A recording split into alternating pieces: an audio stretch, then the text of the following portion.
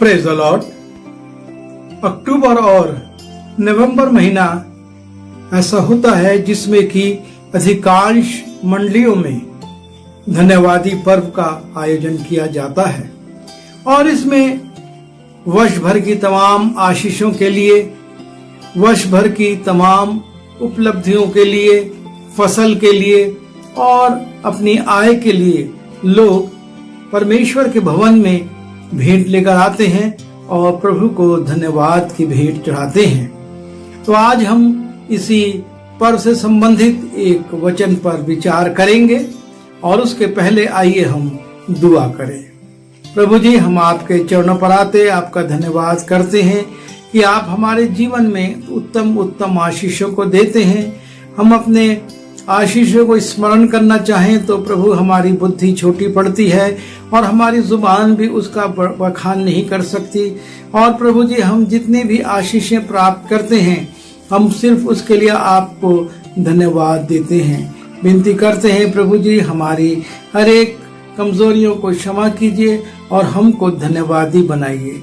हम न सिर्फ मैं अपने लिए लेकिन सुनने वालों के लिए भी प्रार्थना करता हूँ, हर एक के मन को आज के दिन में धन्यवाद से भर दे। विनती यीशु के नाम से मांगता हूँ, आमीन। राजा दाऊद भजन संहिता 103 के पहले 2 पदों में लिखता है, हे मेरे मन यहोवा को धन्य कहे और जो कुछ मुझ में है वो उसके पवित्र नाम को धन्य कहे। हे मेरे मन यहोवा को धन्य कहे और उसके किसी उपकार को ना भूलना। राजा दाऊद यहाँ पर कहता है, हे मेरे मन यहोवा को धन्य कहे। वो इस बात का अपने मन से वर्णन करता है, उससे कहता है कि तू परमेश्वर को यहोवा को धन्य कहे और मेरे जीवन में, मेरे शरीर में जो कुछ भी है, मेरे सारे अंग उसके पवित्र नाम को धन्य कहें। क्योंकि उसने अपने जीवन में परमेश्वर की आशीषों को बहुतायत से महसूस किया था और वो जानता था कि ये तमाम आशीषें उसको उसकी योग्यता के कारण नहीं, उसके परिश्रम के कारण नहीं, या वो बहुत अच्छा है इस कारण नहीं, लेकिन परमेश्वर के अनुग्रह के कारण प्राप्त हुई हैं। और इसीलिए वो कहता है, हे मेरे मन यहोवा को धन्य कहे और उसके किसी उपकार को ना भूलना। परमेश्वर ने जो उपकार किए हैं उसके लिए वो कहता है कि हे मेरे मन यहोवा को धन्य कहे और उन उपकारों को मत भूल, उनको स्मरण रख।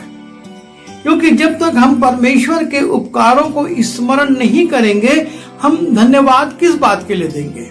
और इसलिए बहुत जरूरी है कि हम परमेश्वर के उपकारों को स्मरण करें और उन उपकारों के लिए अपने परमेश्वर को धन्य कहें। हम जब इन पदों में जाते हैं, पहले दूसरे पद को भी हमने पढ़ा और तीसरे, चौथे और 5वें और 6वें पद में जब हम जाते हैं तो वहां पर हम 7 बातों को देखते हैं। उन 7 उपकारों के विषय में दाऊद लिखता है जिनके लिए वो कह रहा है कि तू परमेश्वर का धन्यवाद कर। हे मेरे मन तू परमेश्वर का धन्यवाद कर, परमेश्वर के उपकारों को स्मरण कर। और उनमें सबसे पहला उपकार है, जब हम तीसरे पद के पहली लाइन को देखते हैं, वही तो तेरे सब अधर्म को क्षमा करता है। परमेश्वर का जो सबसे बड़ा और सबसे पहला उपकार है और वो है हमारे अधर्मों को वो क्षमा करता है। यदि कोई मनुष्य कहे मुझ में अधर्म नहीं, तो वचन कहता है कि वो झूठा है, क्योंकि सब ने पाप किया और सब परमेश्वर की महिमा से रहित हो गए हैं। आदम हवा के माध्यम से जो पाप का बीज मनुष्य में आया वो हमारे पूर्वजों में भी था, हम में भी है और हमारे बाद आने वाली पीढ़ियों में भी है। लेकिन इस पाप को परमेश्वर ने अपने पुत्र हमारे प्रभु यीशु मसीह के माध्यम से क्षमा किया है और वो हमारे इन लाल रंग के पापों को हिम की नाई श्वेत कर देता है। बशर्ते हम अपने पापों को स्मरण करें और परमेश्वर से क्षमा मांगे। वो लिखता है, वही तो तेरे सब अधर्मों को क्षमा करता है।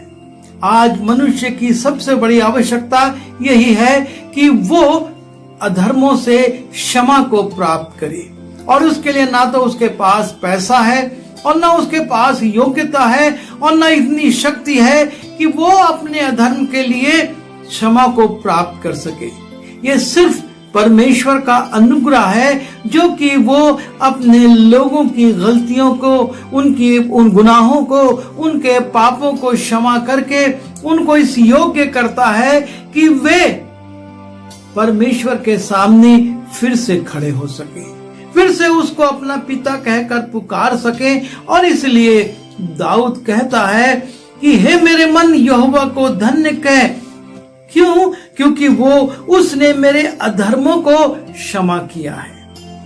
गलतियां दाऊद से भी हुई थी, लेकिन परमेश्वर के सामने जब वो दीन बना और उसने परमेश्वर से क्षमा मांगी, परमेश्वर ने ना सिर्फ उसको क्षमा किया लेकिन उसको फिर से उन आशीषों से परिपूर्ण कर दिया। और इन बातों को स्मरण करके दाऊद कहता है, हे मेरे मन यहोवा को धन्य कह, क्योंकि वही तो तेरे सब अधर्मों को क्षमा करता। और दूसरी बात, दूसरा उपकार जो वो स्मरण करता है, वो लिखता है, तेरे सब रोगों को चंगा करता है। परमेश्वर का एक बहुत बड़ा उपकार जो हम पर है, इस संसार में रहते हुए नाना प्रकार के रोग बीमारियां हमारे जीवनों में आती हैं।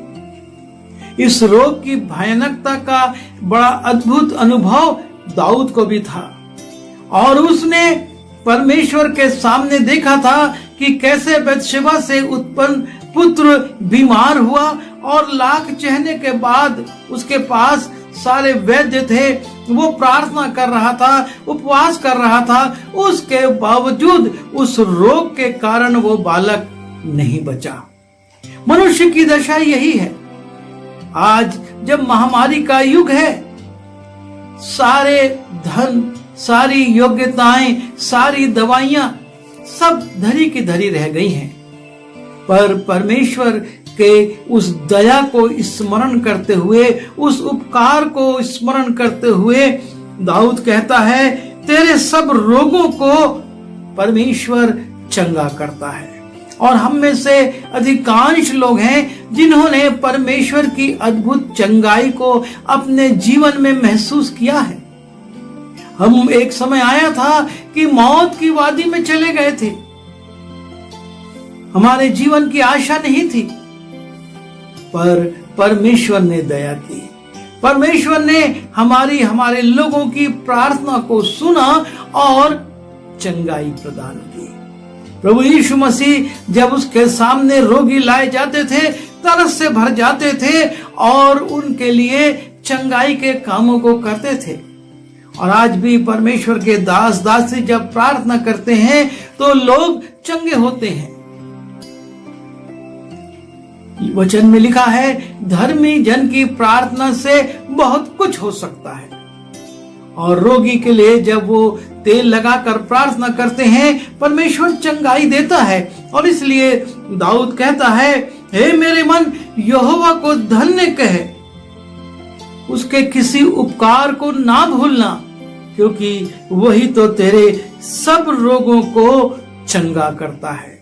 ना सिर्फ वो हमारे अधर्म को क्षमा करता, लेकिन रोगों को चंगा करता।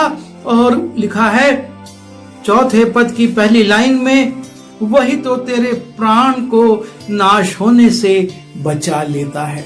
हम स्मरण करें, इस वर्ष भर में कितनी दुर्घटनाएं हुई, कितने प्लेन गिरे, कितने विस्फोट हुए, कितनी अजीब अजीब घटनाएं, दुर्घटनाएं घटी, लेकिन परमेश्वर ने हमारे प्राण को नाश होने से बचा रखा है। हम उन ट्रेनों में नहीं थे जिनकी दुर्घटनाएं हुई, हम उन बसों में या उन कारों में या उन टू व्हीलर्स में नहीं थे जो कि डिवाइडर से या दूसरे स्थानों पर टकरा गए और उसके चलाने वाले वहीं स्पॉट पर खत्म हो गए। परमेश्वर ने हम इन्हीं रास्तों से गुजरे, इन्हीं सड़कों से चले, इन्हीं ट्रेनों में बैठे और इन्हीं सब मार्गों से हमने आना जाना किया, लेकिन परमेश्वर ने हमारे प्राण को मृत्यु से बचा लिया। उसने हमारे प्राण को नाश होने नहीं दिया और इसके लिए हमको परमेश्वर को धन्यवाद करना है। परमेश्वर हमारे प्राण को बचाता है, हमारे प्राणों की रक्षा करता है और हमको असमय मृत्यु से बचा लेता है। और इसीलिए दाऊद कहता है कि हे मेरे मन यहोवा को धन्य कह। चौथी बात जो वो कहता है, तेरे सिर पर करुणा और दया का मुकुट बांधता है। परमेश्वर हमारे सिर पर करुणा का, दया का मुकुट बांधता है। वो हम पर अपनी दया को बनाए रखता है। जब दाऊद जनगणना करवाता है और परमेश्वर से सामने दोषी हो जाता है और परमेश्वर का दास आता है और कहता है कि मैं 3 विपत्तियां तुझको दिखाता हूं, तू जिस विपत्ति को चुनेगा वो तेरे जीवन में आएगी। और उस प्रकार से वो 3 विपत्तियां दिखाता है। और तब दाऊद कहता है, जब हम दूसरा शामुएल उसके 24वें अध्याय में जाते हैं, लिखा है, सो गाद ने दाऊद के पास जाकर इसका समाचार दिया और उससे पूछा, क्या तेरे देश में 7 वर्ष का अकाल पड़े?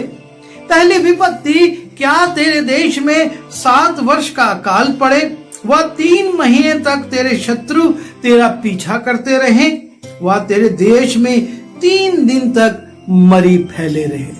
3 विपत्तियां परमेश्वर का दास बताता है और दिखाता है कि इन 3 विपत्तियों में से तू चुन ले। और तब दाऊद ने गाद से कहा, मैं बड़े संकट में हूं, हम यहोवा के हाथ में पड़े क्योंकि उसकी दया बड़ी है। वो कहता है, मैं यहोवा के हाथ में पड़ूंगा क्योंकि उसकी दया बड़ी है, परंतु मनुष्य के हाथ में ना पड़ूंगा। दाऊद ने अपने अनुभव से इस बात को जाना था कि परमेश्वर की करुणा, परमेश्वर की दया अद्भुत है और इसलिए वो कहता है कि मैं तो परमेश्वर के हाथ में पड़ूंगा।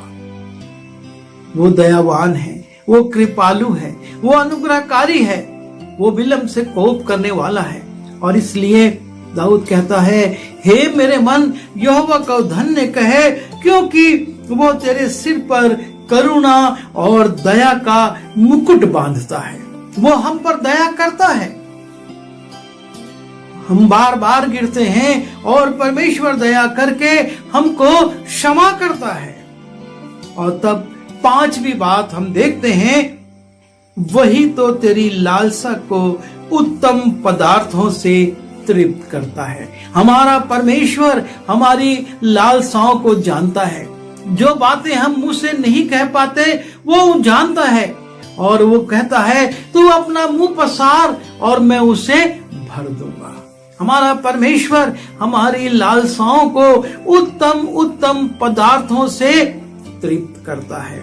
वही हमारे जीवन में उन लालसाओं को तृप्ति का कारण बनता है। हम अपने जीवन पर विचार करें, कितनी चीजें हमने चाही, कितनी कल्पनाएं हमने करी, कितने विचार हमारे मन में आए और उन सब को परमेश्वर ने अद्भुत अद्भुत रीति से पूरा कर दिया, क्योंकि वो जानता था कि हमको कब किस वस्तु की आवश्यकता है और वो आवश्यकता हमारे जीवन में आए उसके पहले वो उसकी पूर्ति करने का उपाय कर देता है, वो प्रबंध कर देता है। हमारा परमेश्वर अद्भुत परमेश्वर है और वो हमारे लिए अद्भुत अद्भुत युक्ति करता है। और इसीलिए दाऊद ने देखा था कि परमेश्वर ने उसकी लालसाओं को, उसकी अभिलाषाओं को किस रीति से पूरा किया है।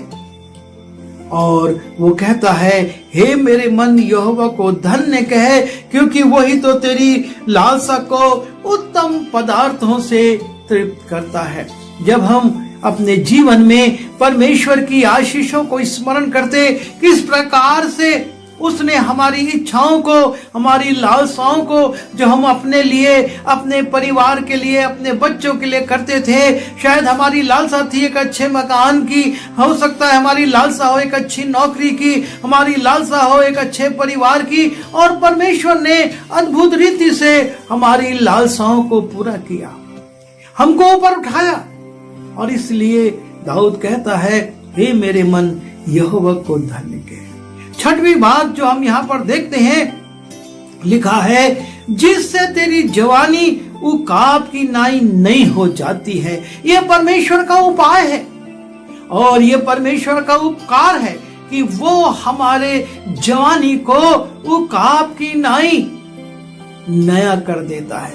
जिस प्रकार से उकाब पक्षी अपने परों को झाड़ देता और फिर से वो एक नए परों के साथ, नए जोश के साथ आकाश की ऊंचाइयों में उड़ने चला जाता है, हमारा परमेश्वर हमारे लिए ऐसे ही उकाब की नाई प्रबंध कर देता है और हमको उसके समान नया बनाता जाता है। हमारे जीवन में कितनी कमजोरियां, कितनी निर्बलताएं आती हैं, लेकिन परमेश्वर उनको हटा देता है और हमको सामर्थी बनाता है। हमारे जीवन में वो हमको बल शक्ति देता है, वो हमको तंदुरुस्ती देता है। जबकि हम जाते हैं यशाया की पुस्तक में और उसके 43वें अध्याय में हम देखते हैं परमेश्वर कैसे कहता है। यशाया 40 उसका 31वां पद में पढ़ रहा हूं, लिखा है, परंतु जो यहोवा की बाढ़ जोते हैं वे नया बल प्राप्त करते जाएंगे। वे उकाबों की नाई उड़ेंगे और दौड़ेंगे और श्रमित न होंगे, चलेंगे और थकित न होंगे। परमेश्वर आपको और मुझको उकाब पक्षी की नाई ऊपर ऊपर और ऊपर ले जाता है। हम थकते नहीं, हम श्रमित नहीं होते, लेकिन हम नया बल प्राप्त करते जाते हैं। और इसलिए दाऊद कहता है, हे मेरे मन यहोवा को धन्य कहे। और 7वीं बात जो हम 6वें पद में देखते हैं, लिखा है, यहोवा सब पिसे हुओं के लिए धर्म और न्याय के काम करता है। हमारा परमेश्वर हमारे लिए धर्म और न्याय के काम करता है। अर्थात जब हमको लगता है इस संसार में हमको न्याय नहीं मिलेगा, इस संसार में हम पर नाना प्रकार की प्रताड़नाएं और नाना प्रकार की समस्याएं अन्याय के साथ आती जा रही हैं, उन परिस्थितियों में हमारा परमेश्वर हमारे लिए न्याय के काम करता है। हमको लगता है कैसे होगा, क्या होगा, लेकिन परमेश्वर हमारे लिए रास्ता निकालता है, हमारे लिए उपाय करता है और हमारा न्याय चुकाता है। वो विधवा उस अधर्मी न्यायी के पास बार बार आती थी और कहती थी, मेरा न्याय चुका, मेरा न्याय चुका।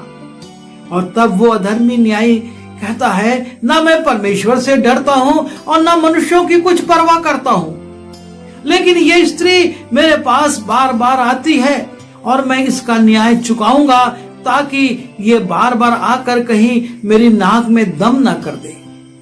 और यीशु मसीह कहते हैं, इस अधर्मी न्यायाधीश की सुनो। देखो, जब ये अधर्मी होकर भी उस स्त्री के लिए कहता है कि मैं उसका न्याय चुकाऊंगा, तो तुम्हारा परमेश्वर जो तुम उसकी रात दिन दुहाई देते हो, तुम्हारा न्याय क्यों नहीं चुकाएगा? हमारा परमेश्वर, लिखा है, धर्म और न्याय के काम करता है। हमारे लिए वो न्याय के काम करता है और ये एक अद्भुत बात है। और इसलिए हमको उन न्यायों को देखने के द्वारा अपने प्रभु को धन्यवाद करना है। हमारा प्रभु हमारे लिए कैसे कैसे काम कर रहा है, जबकि नाना प्रकार की समस्याएं हैं लोगों में, बहुत प्रतिस्पर्धा है और वो अपने अपने लोगों को चुनते हैं, लेकिन उन परिस्थितियों में भी परमेश्वर हमको खड़ा करता और हमारे लिए न्याय करता है। और इसलिए हम अपने जीवनों पर विचार करें, इन आशीषों को देखें, जैसा कि दाऊद कहता है कि उसके किसी उपकार को ना भूलना। परमेश्वर के किसी उपकार को हमको भूलना नहीं है। उसके उपकार हमारे जीवन में बहुत हैं, लेकिन यहाँ पर तीसरे, चौथे और पांचवें और छठवें पद में वो 7 उपकारों का उल्लेख करता है। और ये 7 उपकार बड़े कॉमन उपकार हैं जो हर एक के जीवन में है। आवश्यकता इस बात की है कि हम इन उपकारों पर ध्यान करें और उनके को देखकर, उनको स्मरण करके अपने परमेश्वर का धन्यवाद करें। जैसा दाऊद कहता है कि हे मेरे मन यहोवा को धन्य कहे। हम इन उपकारों को देखें, कब कहां पर उसने हमारे अधर्म को क्षमा किया, उसने हमारे रोगों को चंगा किया, हमारे प्राण को नाश होने से बचाया और हमारे सिर पर करुणा और दया का मुकुट बांधा। उसने हमारी लालसाओं को उत्तम पदार्थों से तृप्त किया और हमारी जवानी को उकाब की नाई नहीं किया और हमारे लिए धर्म और न्याय के काम किए। प्रभु हमारी सहायता करे कि हम अपने जीवन में उसके उपकारों को स्मरण करें, क्योंकि वचन कहता है, जब हम भजन संहिता में ही जाते हैं और उसके 50वें अध्याय को देखते हैं, वहां पर भजनकार इस बात को लिखता है, धन्यवाद के बलिदान का चढ़ाने वाला मेरी महिमा करता है। जब हम धन्यवाद के बलिदान चढ़ाते हैं तब हम परमेश्वर की महिमा करते हैं और इसलिए हम अपने जीवन के उपकारों को स्मरण करें और परमेश्वर का धन्यवाद करें। और जब हम उसका धन्यवाद करेंगे तो हम उसकी महिमा करेंगे, क्योंकि परमेश्वर ने मनुष्य को इसी निमित्त बनाया कि वो उसकी महिमा करे। और जब हम उसकी महिमा करते हैं वो उससे आनंदित होता है और उसको अच्छा लगता है, क्योंकि उसका उद्देश्य पूरा होता है। लिखा है यशाया 43 के 7 में, हर एक जो मेरा कहलाता है, जिसको मैंने अपनी महिमा के लिए सृजा। आज जब हम धन्यवाद करते हैं, हम अपने परमेश्वर की महिमा करते हैं और अपने सृजनहार की उस योजना को जिस निमित्त उसने हमको सृजा पूरा करते हैं। आइए हम प्रार्थना करें। प्रभु जी, हम आपका धन्यवाद देते हैं कि आपके बड़े अनुग्रह, दया, कृपा से हम सुरक्षित पाए जाते हैं और हमारे जीवन में आपके बड़े बड़े उपकार हैं। आप हमारी सहायता कीजिए कि हम उनको स्मरण करें और उनको स्मरण करने के बाद हम आपका धन्यवाद भी करें, ताकि आपकी महिमा हो और लोग जाने कि हमारे जीवन में आपने कैसे बड़े बड़े उपकार किए हैं। आप हम सबों की जुबान को खोलिए ताकि हम ऊंचे शब्दों में आपका गुणानुवाद करने वाले, आपकी महिमा करने वाले और आपके उपकारों का बखान करने वाले हो सकें। हर एक की जो सुन रहे हैं उनको भी आशीष दीजिए और उनके जीवन में भी प्रभु सहायता कीजिए कि वो निरंतर आपका धन्यवाद कर सकें। विनती यीशु के नाम से मांगता हूँ, आमीन। आशीष ग्रहण करेंगे। अब परमेश्वर पिता का प्रेम, प्रभु यीशु मसीह का अनुग्रह और पवित्र आत्मा की सहभागिता इस वचन को सुनने वाले प्रत्येक लोगों के साथ प्रभु यीशु मसीह के दूसरे आगमन तक बनी रहे। आमीन।